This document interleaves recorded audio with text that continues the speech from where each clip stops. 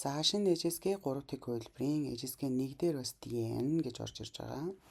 Тэрийг 1-гээс нь үзээрэй. 2 дээр болохоор dn жаахан гэдэг үг утга нэмж орж ирнэ. За бид нар цаг гэж мэднэ, цэг гэж мэднэ, захиалах гэж мэднэ. Тэгээд жаахан гэсэн утга бас давхар орж ирэх нь. Ийм 4 утга үзэж байгаа хнэ шүү. За жишээлбэл 现在几点了?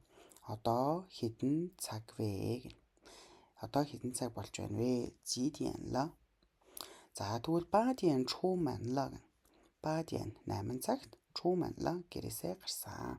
Хаалгаар гарсан буюу гараа явсан бахна. Тэгэхээр dn гэдэг нь энэ чивэл хоёлаа цаг гэдэг утгаар орж ийн тийм ээ.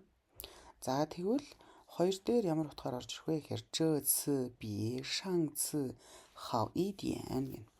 Энэ удаа би харьцуулж байна. 上次өмнөх удаагаас хao и диан арай жаахан и диан жаахан хao сайн байна.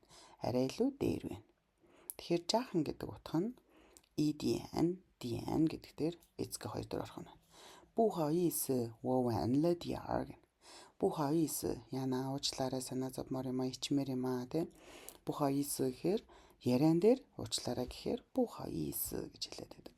我晚了点儿гэхээр би жаахан оройтчихлоо.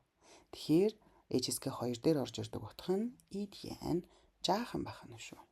За өөрсдөө энэ үйлбэрийг орчуулад бичиж үзээрэй. Өнөөдрийн үгсийг dian жаахан гэдэг утгаар нь үзлээ.